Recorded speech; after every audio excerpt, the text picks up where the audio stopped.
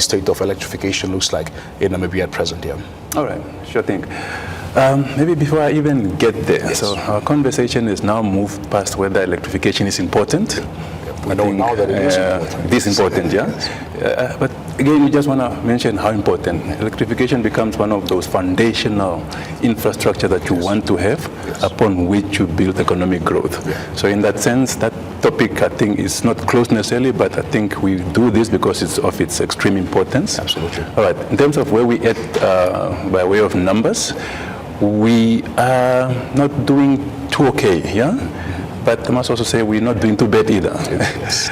As of the current figures that we got from NSA, the last census, we are roughly at 48% of all households electrified, that is connected to the grid. All right.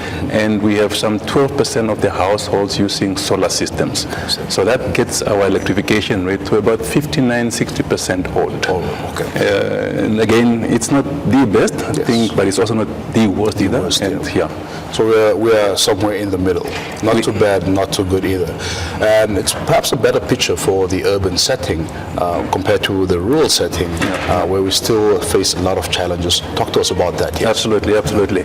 Now, electrification lends itself to numbers. You need to have good densities. Absolutely. And of course, people congregate in a city and you have good densities, so it becomes easier to electrify cities. Yes. So cities and towns would naturally have higher electrification rates.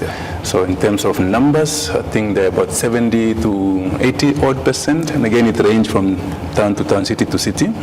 So, okay in the cities. We obviously have this peri-urban phenomena that's developing now. Economic and we need activity, etc. Yeah, very much indeed. Just talk to us about, the efforts that Namibia has made in recent times. Of course, we've developed policies that speak to the electrification of households in Namibia. We have the National Electrification Policy with a set target by 2040. Take us through this policy. Yes. Sure. All right, that's an appropriate question. I'm a government person, so that means I'm a policy person. From a government perspective, you always want to have what is your policy. And policy, simply defined, is what is government's intent towards, in this case, electrification. Now, we have codified government's intent for the first time towards electrification in its own document. So we have a National Electrification Policy that was approved in 2022 or so. Now that's the national document that's guiding what is it that government intends and how do we go about that. But on top of that, we have obviously a sector that helps us with regulations. So the Electricity Control Board helps us with setting the house and the rules and the standards, etc., etc. A number of such documents that are also produced by the Electricity Control Board. Not to ramble too much, but we also have operational entities in the sector, the NEMPowers and the REDs and the local authorities that provide such services. So they have master plans as well that mix with the government policy so that we all try to go towards that magic number, 2040, electrifying all the unelectrified houses. As per the census now, standing at around 400,000 houses that we still need to get to. Perhaps some of our viewers would ask, with that vision being 15 years away from now, 400,000 households still to go, but also looking at, of course, Namibia's own energy-producing challenges. I think, and please correct me if I'm wrong, I think under the National Power Utility, NAMPower, we have about a 40% power generating capacity at present. Much of our electricity still comes from outside of Namibia's border, be it South Africa, Zambia, Zimbabwe, etc. Is it an attainable target by 2040, perhaps? That's a really good and difficult question.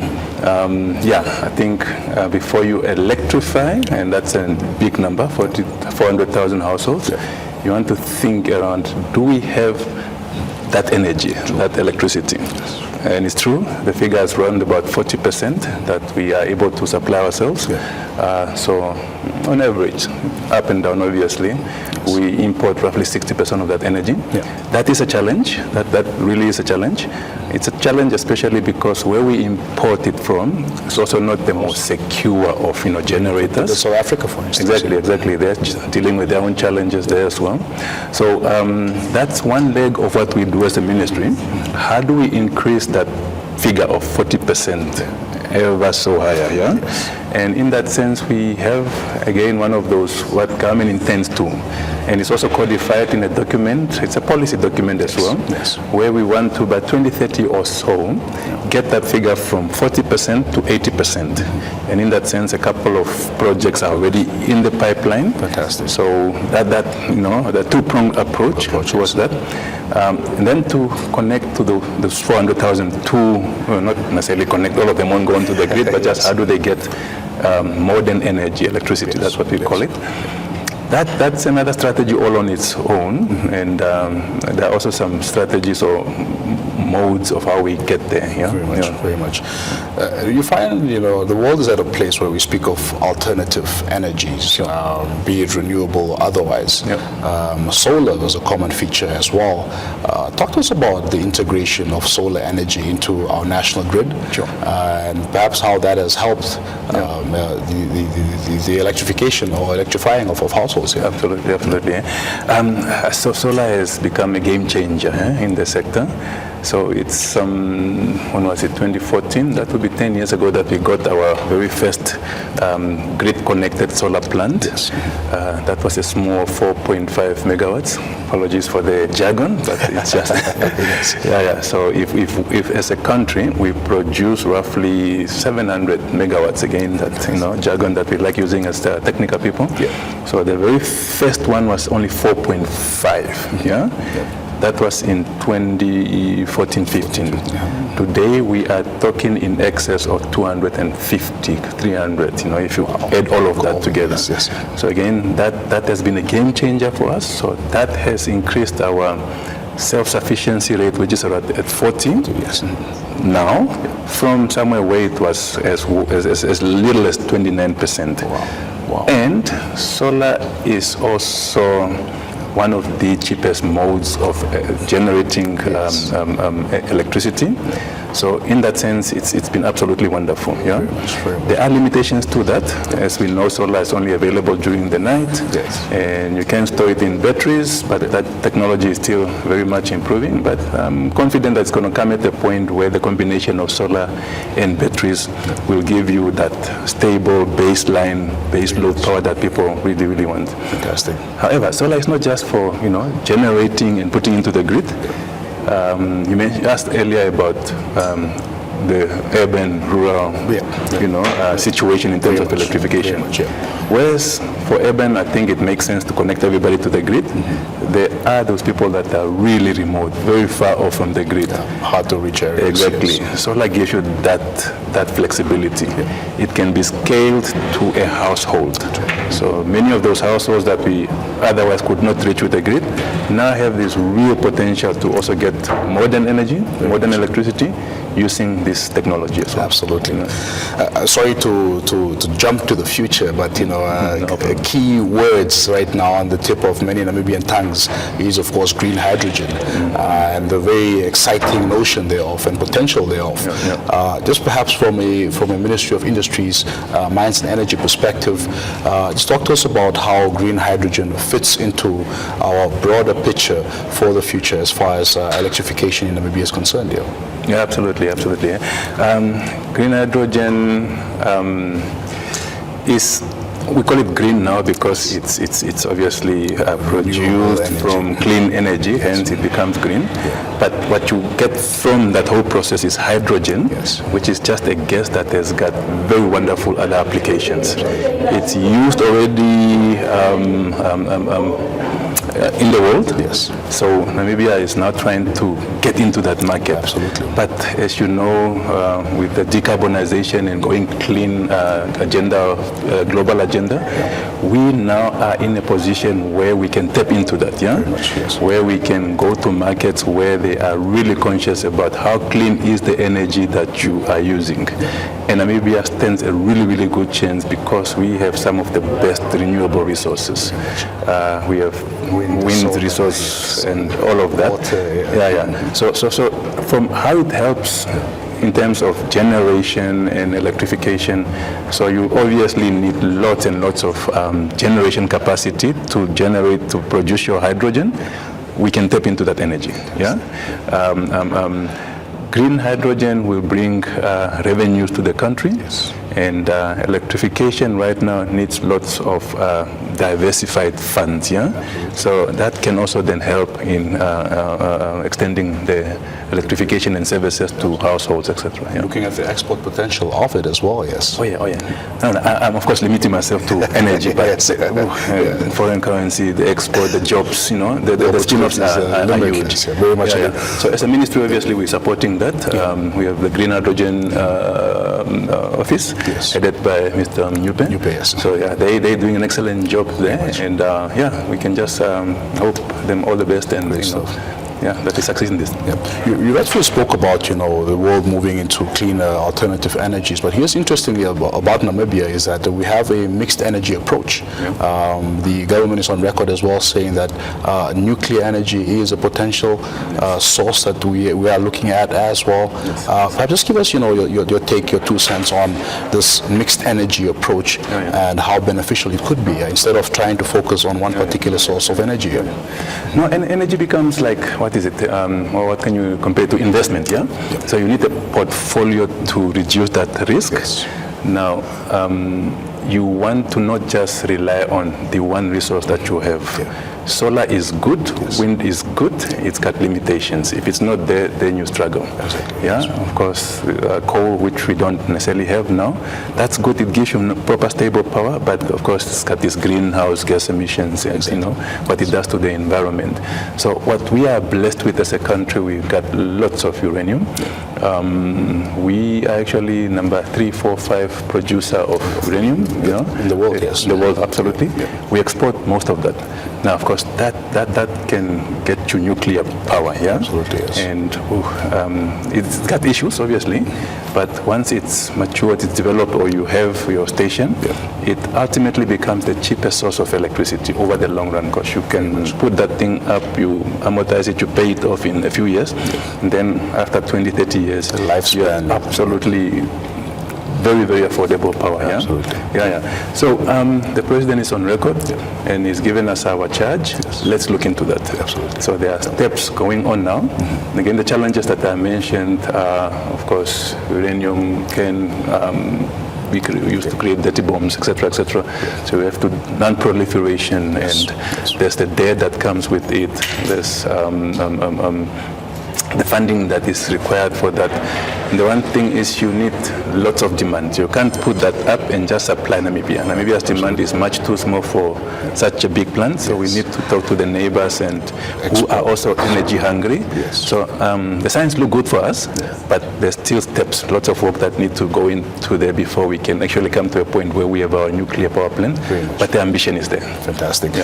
Government receives a lot of criticism, a lot of stick, if you will, but oftentimes we don't understand just how complicated these things are, even for instance, just how costly electrification is. Talk to us about, the cost of electrifying households, but also, where these funds come from, and perhaps some of the investments that we're looking at here.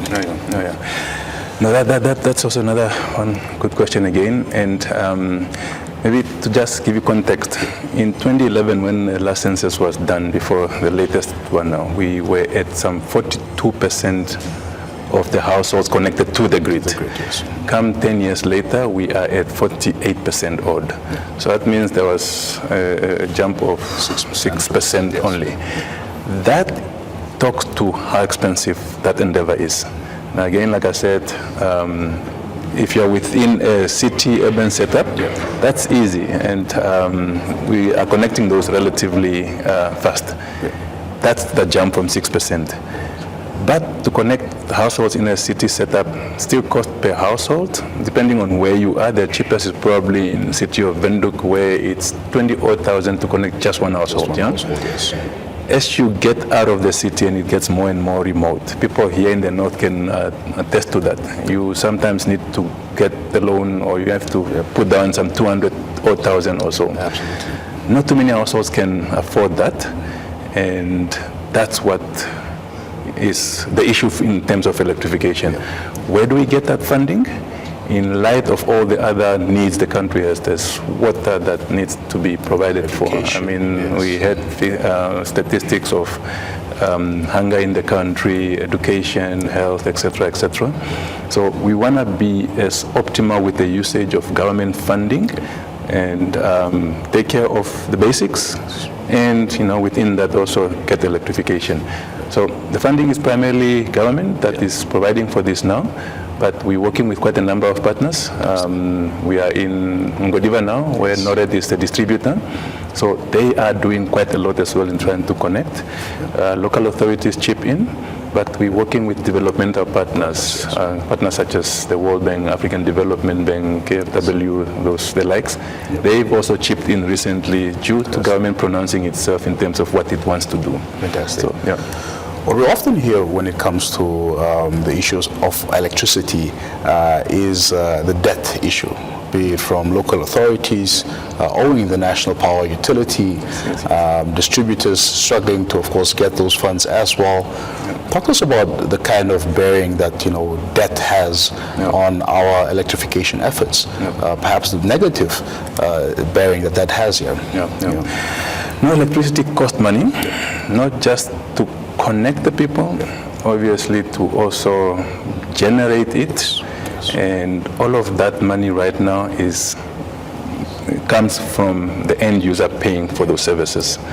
So NEMPA is struggling right now because of this high debt now. I think it's become national now. Yes. That's the funds that are required to generating the electricity, connecting households, but there's this whole big, huge activity of maintaining it and ensuring that the assets are in good conditions and power never goes off. So we compromise that function by the REDs, by NEMPower, if the debt is not paid. So it's really, really, really big, and all we can do is encourage everybody to please pay your debt. Now, there is something that we can do from the supply side. We can have electricity on prepaid meter. Most households would have electricity on prepaid meter. So we're looking at connecting towns on prepaid meters as well. Fantastic. And again, this is just because if the debt is not paid, we might come into a situation where we can't maintain, where we can't ensure sustainability. So it's absolutely important that the communities and households contribute and bring their part as well by paying their debt. Very much indeed. Mr. Hangula, I want to go back to the earlier, of course, questions around, the national electrification policy. Of course, you've mentioned that it's a policy that's in place for about 3 years or so. Talk to us perhaps about the inroads we've made within this policy, but also some of the more immediate targets, perhaps over some of the short to mid future, perhaps in the next few years. What does this policy tell us? How is it guiding the electrification of Namibian households here? All right. Sure. Let me also again go back to why the policy was needed. Now, electrification has been on our government's agenda ever since, from independence. And initially, we were attempting to connect. There's this famous 500-meter radius. Every house within a 500-meter of a transformer should be connected. That becomes really, really costly. So government, painfully, in 2012, had to decide to prioritize. And since 2012, the priority was public institutions. Let's rather have the services benefit the public. So that means connect your schools, connect your clinics, connect your police stations, vet offices, etc., etc. So that's why I said that in 2011 the connection figures were at 42, and in 2023, with the census was at 48% or so. Yes. That's also because we changed focus a bit. So we're focusing on schools. We've done really, really well. The vast majority of schools out there, if not all of them, are connected, and the ones that are not connected are still in the pipeline. Very much. So now that we've done with public institutions, or are finishing them off, now the focus is on households. So hence in 2022 it was just perfect. We're done with schools, let's now go to households. Yes. So that took a while. It was cabinet approved. We had to, as government, put in the funds. Government increased funding to electrify. So it's really just last year that we started incorporating many sectors or many stakeholders. So we are, for example, signing service level agreements with each regional electricity distributor to connect households, not schools this time around. Okay. So we just finished off our first round of service level agreements. We're getting into the second one now. Fantastic. Our minister, also the deputy prime minister, is going around the regions to inspect what has been done and inaugurating some of these projects. Fantastic. So some progress, but again, it's just 2-3 years. We're now scaling that up now. Great stuff. But what we often see when it comes to public service delivery is perhaps a few delays, a few challenges with those that have been procured to deliver these services. What is the experience within the electrification space? Is that the scenario as well? Or talk to us about that. That is unfortunately the scenario, but you want to balance it out as well. So in getting projects out there, that's also an opportunity for business. Yes. For your contractors, for your consultants to get involved, and through there, have economic growth as well. You also want your projects to benefit communities. How many of the local communities can get involved? So that means your procurement really needs to look at all of those on top of being fair and transparent. So let's respect that process. Of course, it can't go on forever. There was a time where projects could just perhaps be handed out in a process that is not fair and transparent and not looking at the socio-economic issues. So for that reason, let's allow the procurement to be fair, transparent, to benefit as many people as possible. Yes. Of course, we know that electrification is the ultimate end, but there's so many other things included in that. Now, procurement is obviously always being refined. Sometimes we look at what are the requirements and can we perhaps forego some of those, but that can also bring in issues, right? So look at that from that perspective, that don't just get something done, get the most benefit out of that process, and there are lots of benefits. And time is also, of course, of the essence here. Completing a project within a certain set period, yes? To get again on the jargon side of things, so in terms of managing your project, you want a project done timely. But sometimes if you do it too fast, the quality may be compromised. If you unfortunately focus too much on that quality and you want to get everything and it takes everybody, too long as well. Then it becomes too expensive. Also, yes. So there's that balance that you constantly have to keep. So we're looking at that time, but sometimes you want to take your time to get a proper product as well. Very much. But the concerns from the public are noted. In looking at projects. Some projects are really unduly delayed, and we need to keep refining that process so that we get projects done on time and get people benefiting timely. So absolutely. Mr. Hangula, of course, you are the Deputy Director responsible for energy planning and research, and I want to underscore the latter part of your mandate, of your duty, of your role within the ministry. Talk to us about what the research tells us about electrifying Namibia. What are the statistics? What are the indicators showing us as far as the direction that we're headed here? Sure. Now, the research aspect, of course, there's the academic aspect of it, where you're publishing papers, etc., etc. But simply, putting it simply, is do and be informed by what you do. Yes. What is the data that you are getting from all these monies that you are spending, all these projects, and the way we are doing it? Take that information, be informed, next time. Yes. What lessons have we learned, and how are we going to apply those lessons so that next time, if it was a little bit longer, how do we make it shorter? If perhaps we didn't benefit everybody, how else can we benefit? Yes. And if it was slightly costlier than it should be, what can we refine so that we get it reduce that cost to the benefit of the nation, obviously. So that aspect of research becomes absolutely important, because you sometimes miss those very, very key critical lessons that inform the next set of projects. Very much. So, we are unfortunately running out of time. I think we can have this conversation all day, but just looking at, in conclusion, there are perhaps a lot of fears, a lot of concerns. You, of course, mentioned the electricity situation in the region as well.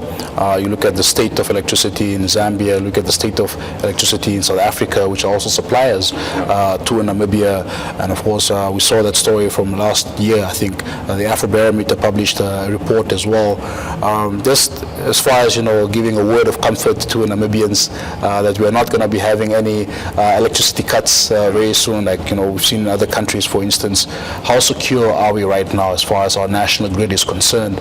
But also just looking at the future ahead and how Namibians can play their part in electrifying our households here. Absolutely, I note all of those issues, and we should be concerned. We are part of a global community, and what happens elsewhere can absolutely impact us.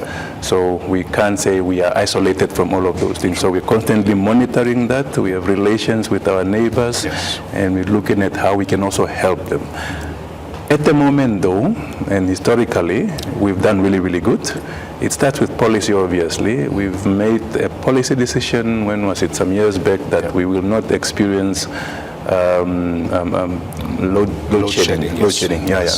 That comes at a cost, obviously. People can not complain. It's not a complaint. It's absolutely noted that the power is expensive. Very much. So again, it's that balance. Load shedding costs money. I think if power goes off now, while we're at the Ongwediva Trade Fair, the cost of that is huge. So we made a conscious decision that it might cost us a lot, but we'll do absolutely everything we can do as a country to prevent load shedding. That means sometimes buying electricity, importing it from sources that are perhaps a bit more expensive. But that also means then financing our institutions like the NEM powers and the REDs so that they keep the power on. So government is committed to doing that. The new administration doubled down on that. We are to deliver that service, and no excuse. No excuse. Delivery. But again, it's in a context of there are all these issues that you mentioned, and we need to constantly be monitoring those. Absolutely. And seeing what balances or what is the way forward in terms of preventing load shedding, etc., etc. Very much. Mr. Hangula, thank you for your insights. Thank you for sharing your expertise with us, and of course giving us a clearer picture of what the electrification situation is in Namibia. And all the best with your efforts, and all the best with attaining the targets within the National Electrification Policy by 2040. It was a pleasure, and thank you for having me. There you have it, Mr. Abraham Hangula. He's the Deputy Director for Energy Planning and Research within the Ministry of Industries, Mines and Energy, just giving us an overview of what the electrification picture looks like in Namibia, saying that government remains committed to making sure that lights remain on in every household, and that every household does have lights. In fact, to stay with us, of course, we will continue to bring you information sessions as the Ongwediva Annual Trade Fair continues in collaboration with the Ministry of Industries, Mines and Energy.